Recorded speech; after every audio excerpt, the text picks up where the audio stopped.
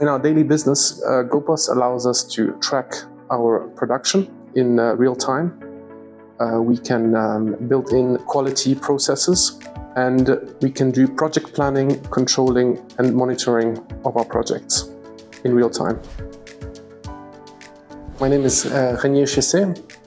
I've been at Circet Switzerland for 1.5 years, and I'm responsible for the digitalization and digital transformation of the company.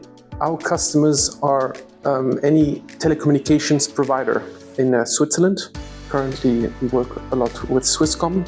We are currently 80 employees internally, and we work with about 200 subcontractors in Switzerland. So the purpose of our digitalization project was really to automate all the repetitive tasks that a computer could do, which allows us, our workforce, our employees, to work on complex problems, exception handling, and to be operationally more efficient. GoPaaS played a pivotal part in this process, as it allows us to design our workflows based on the business logic of our company and automate tasks to reduce the workload. So the best features in GoPaaS is that they are basic modules that allows you to develop without using a single line of code, but yet you still have the flexibility to customize everything by applying code.